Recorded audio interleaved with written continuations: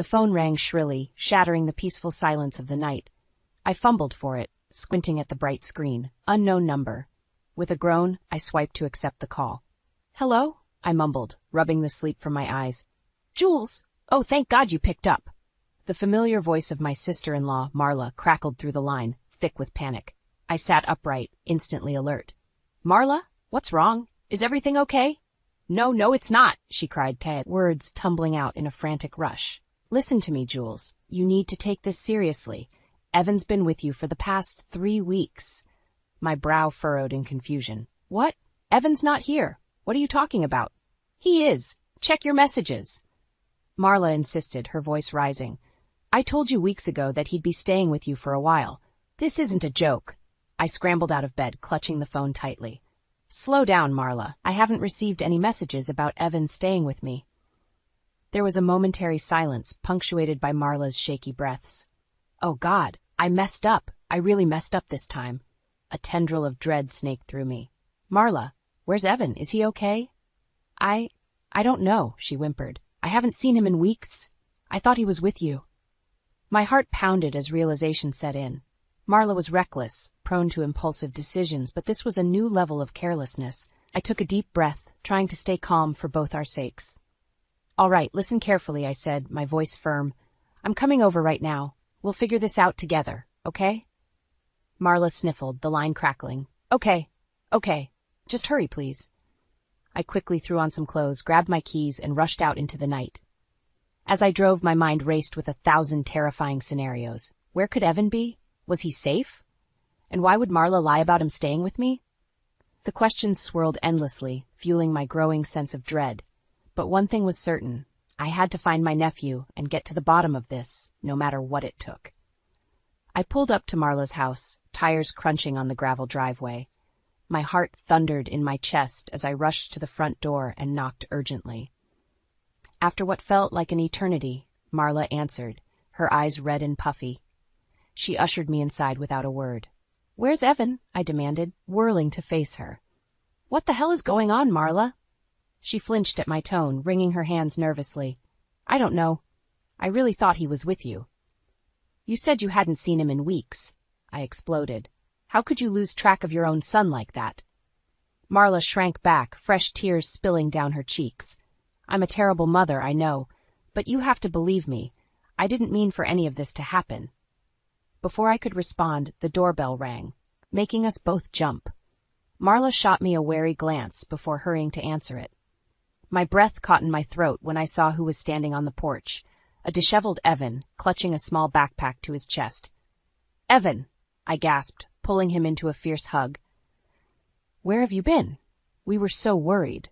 He mumbled something incoherent, gaze fixed on the floor. Marla hovered nearby, seemingly frozen in shock. "Come inside, honey," I said gently, guiding him towards the living room. "Can you tell us what happened?" Evan sank onto the couch, still refusing to meet our eyes. "Mom said I was going to stay with you for a while," he mumbled. "She told me at the last minute and shoved some clothes into a bag." My eyes narrowed as I looked at Marla, who had the decency to appear ashamed. "She just dropped you off without telling me?" I asked Evan, struggling to keep my anger in check. He finally looked up at me, eyes glistening with hurt. "I knocked for ages, but no one answered. I didn't know what to do, so I just waited." A lump formed in my throat as the weight of Marla's negligence hit me. My own nephew, left abandoned on my doorstep by his reckless mother. "Oh, Evan." I pulled him into another hug, shooting Marla a venomous glare over his shoulder. "I'm so sorry you had to go through that. But you're safe now, I promise." As I comforted the distraught teenager, rage simmered within me. Marla had crossed a line, putting her child in potential danger with her selfish actions. In that moment, I vowed to do whatever it took to protect Evan from further harm, even if it meant going against my own brother's wife. A few days had passed since Evan's unexpected arrival, and the initial shock had begun to wear off. He had settled into the spare room at my place, seeming more relaxed with each passing day. Still, I couldn't shake the nagging sense that there was more to Marla's story. A sharp knock at the door pulled me from my thoughts. I frowned, not expecting any visitors, and made my way to the entryway. Peering through the peephole, I was surprised to see Marla's next-door neighbor, Mrs. Wilkins, shifting nervously on my doorstep. Mrs. Wilkins? I greeted, cracking the door open. Is everything all right? The older woman offered me a strained smile. Hello, Jules. I'm sorry to bother you, but may I come in for a moment? It's about Marla. My eyebrows shot up and I swung the door open wider. Of course, please. Mrs. Wilkins stepped inside, wringing her hands anxiously. I've been meaning to talk to you for a while now, she began, voice lowered. I'm terribly worried about Evan. My heart skipped a beat. What do you mean? What's going on? She hesitated, glancing around furtively before continuing. I've noticed some strange behavior from Marla over the past few months. She's been leaving the house at all hours, sometimes not returning until dawn. I felt a chill run down my spine. You're saying she's been going out all night and leaving Evan alone? Mrs. Wilkins nodded grimly. And that's not all. I've seen strange men coming and going from the house when Ray isn't home. The pieces began to click into place, and a wave of nausea washed over me. Could Marla really be so reckless, so utterly neglectful of her own child? Have you spoken to Ray about this? I asked, struggling to keep my voice steady.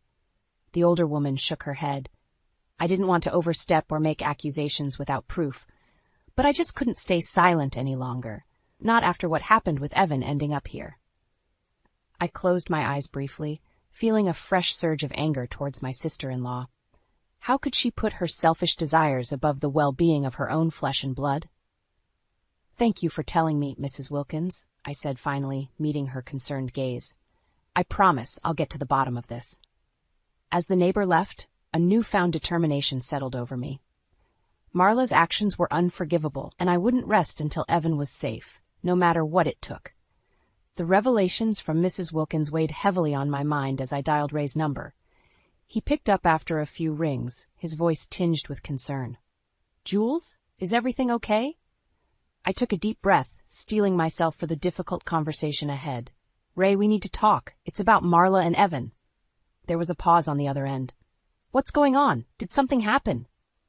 I had a visitor today, I began, carefully choosing my words. Mrs. Wilkins came by with some troubling information. I proceeded to relay the neighbor's account of Marla's late-night escapades and the revolving door of strange men. As I spoke, Ray's silence was deafening, punctuated only by his shallow breaths. Finally, he let out a shaky exhale. Marla's been cheating on me? The pain in his voice was palpable, and I felt a pang of sympathy for my brother. That's not even the worst part, Ray. She's been leaving Evan home alone for hours, sometimes all night. A strangled sound escaped his lips, and I could practically envision him running his hands through his hair, a nervous habit he'd had since childhood. How could she? Our own son. I know, I said softly. It's unforgivable, but we can't let her get away with this. There was a long pause, and for a moment I wondered if the call had dropped.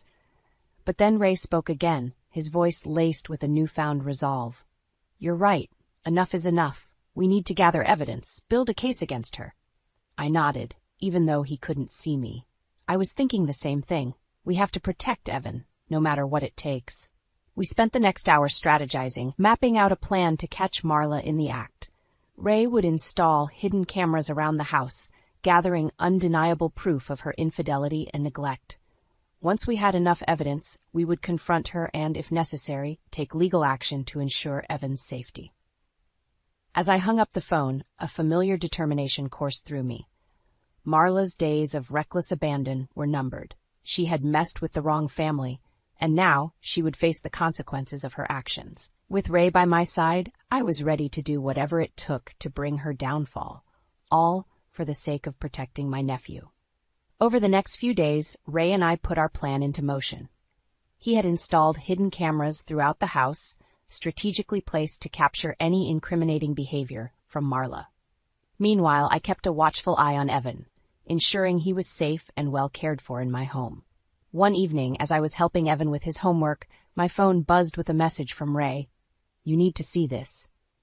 A knot formed in my stomach as I excused myself and hurried to my bedroom, opening the video file he had sent. The footage was grainy but unmistakable. Marla stumbling through the front door in the early hours of the morning, clearly intoxicated. A strange man followed closely behind, his hands roaming over her in a way that made my skin crawl.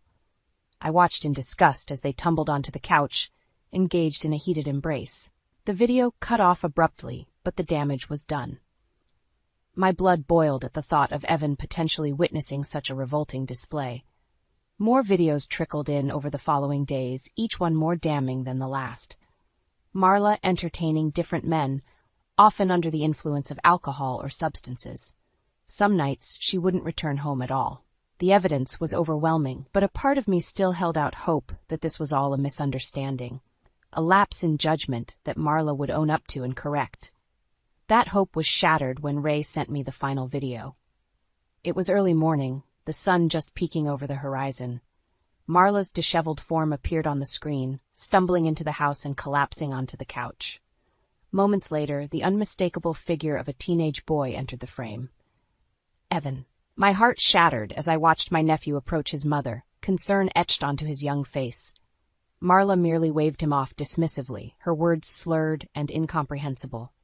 Tears stung my eyes as the video ended, and I found myself filled with a burning rage unlike anything I'd ever experienced.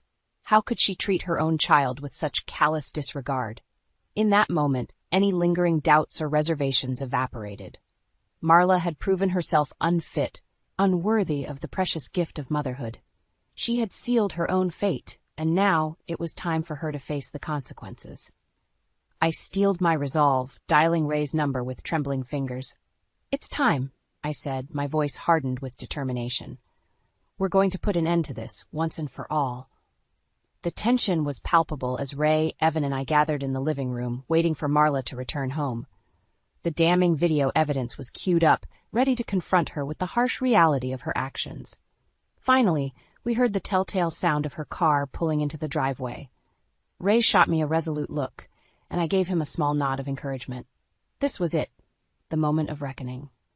The front door burst open and Marla sauntered in, her movements sluggish and uncoordinated. She froze when she saw us assembled, her glazed eyes widening in surprise. "Ray? Jules? What's going on?" she slurred, barely able to form a coherent sentence. Ray stepped forward, his jaw set in a hard line. "We know, Marla. We have proof of everything." She blinked owlishly, swaying on her feet. "Proof of what?" With a flick of the remote, the first video started playing on the TV screen.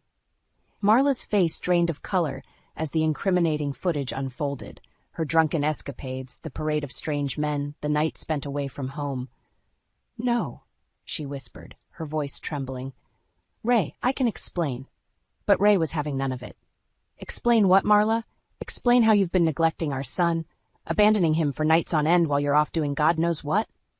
Evan flinched at his father's raised voice, shrinking back into the couch. My heart ached for the poor kid having to witness the sordid unraveling of his family. Marla's eyes darted around the room, a cornered animal seeking an escape. "It's not like that, I swear. I just needed a release, you know? A break from the monotony." I felt bile rise in my throat at her pathetic justification. How could she be so callous, so utterly devoid of maternal instinct? "A break?" Ray spat, his voice dripping with disgust. "At the expense of our child's well-being? You're a disgrace, Marla." Tears streamed down her face as the gravity of the situation finally seemed to hit her. "Please, Ray, don't do this. I'll change, I promise." But it was too little, too late. Ray's mind was made up, his expression hardened with steely determination. "No more lies, no more excuses," he said, his voice low and unwavering. "I'm filing for divorce, and I'll be seeking full custody of Evan." Marla's anguished wails filled the room, but they fell on deaf ears. She had made her choices, and now she would have to face the consequences. As I watched Ray usher a shell-shocked Evan out of the house, I felt a strange sense of resolution wash over me. The path ahead wouldn't be easy, but at least now there was hope. Hope for a better future, free from Marla's toxic influence. The fallout from the confrontation was swift and merciless. Within days, Ray had filed for divorce, citing irreconcilable differences and Marla's blatant infidelity and neglect. The ironclad evidence we had gathered left her with little recourse but to comply.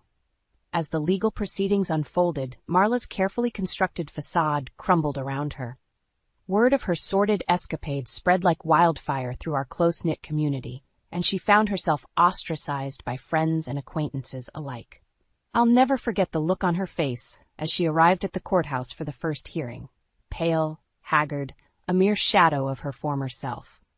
Gone was the confident, carefree woman I had once known, replaced by a broken shell consumed by the weight of her own transgressions.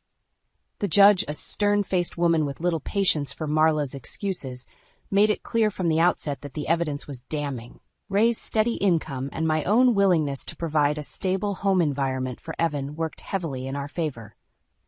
"Mrs. Turner, your actions demonstrate a flagrant disregard for the well-being of your minor child," the judge stated, her voice ringing with authority. "Based on the evidence presented, it is abundantly clear that you are unfit to retain sole custody." Marla's anguished sobs echoed through the courtroom as the judge rendered her decision. Ray would be granted full custody of Evan, with Marla permitted only supervised visitation rights. As for the financial ramifications, the judge showed no leniency. Marla was ordered to pay substantial child support, and the marital home, along with most of their assets, would be awarded to Ray to ensure Evan's continued stability. In the blink of an eye, Marla's world had been turned upside down. The lavish lifestyle she had grown accustomed to was snatched away, leaving her to face the harsh realities of her self-inflicted downfall. I watched as she exited the courthouse, enveloped in a cloud of shame and despair, hounded by the flashing cameras of reporters eager to document her disgrace. A small part of me felt a twinge of pity for the broken woman, but it was quickly overshadowed by a sense of justice served. Marla had made her choices, and now she would have to live with the consequences. Her reckless pursuit of fleeting pleasures had cost her everything: her marriage, her financial security, and most devastatingly, the emotional well-being of her own child. As I rejoined Ray and Evan, I couldn't help but feel a sense of relief wash over me. The storm had passed, leaving in its wake a newfound clarity and determination to build a better future, one where Evan could finally feel safe, loved, and nurtured in a way his own mother had failed to provide. Months passed in the aftermath of Marla's spectacular downfall. The dust had settled, and a new sense of normalcy began to take root in our little family unit. Evan, bless his resilient heart, seemed to thrive under the stability Ray and I provided. The haunted look in his eyes gradually faded, replaced by a renewed spark of life and hope for the future. I'll never forget the pride that swelled in my chest the day he brought home a glowing report card, his academic performance having taken a complete 180 from the previous year's struggles. Seeing him beam with accomplishment, finally free from the weight of his mother's neglect, was worth every ounce of effort we had poured into rectifying the situation. Ray, too, underwent a remarkable transformation. Gone was the broken, disillusioned man who had once stood by helplessly as his world crumbled around him. In his place stood a devoted father, determined to make up for lost time and provide the unwavering love and support Evan had been so sorely lacking. Our little family dynamic fell into an easy rhythm, with Ray and I tag-teaming to ensure Evan never felt alone or adrift. I relished my role as the cool, fun-loving aunt, introducing him to new experiences and indulging his artistic passions, while Ray provided the steady, reassuring presence of a doting father. Of course, not every day was sunshine and rainbows. Evan still grappled with the emotional scars left by Marla's betrayal, and there were moments when the pain became too much, manifesting in bouts of withdrawn silence or explosive outbursts. But we weathered those storms together, offering a united front of unconditional love and understanding. Slowly but surely, Evan began to heal, his once fragile spirit fortifying with each passing day. As for Marla, well, her existence had become little more than a distant echo, a cautionary tale of the depths to which selfishness and depravity could drag a person. The few times she exercised her court-mandated visitation rights, the encounters were strained and stilted, devoid of any genuine maternal connection.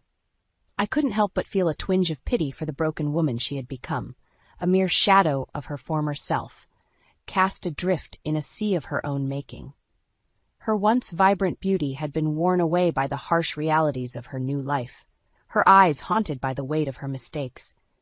But those moments of fleeting sympathy were quickly overshadowed by the overwhelming sense of relief and gratitude that Evan had been spared from her toxic influence. He was safe, loved, and finally able to flourish, and that was all that truly mattered. As I watched him laugh and joke with Ray over dinner one evening, my heart swelled with a newfound sense of purpose. This, protecting and nurturing the ones we loved, was what family was all about, and I vowed in that moment to never take such a sacred bond for granted again.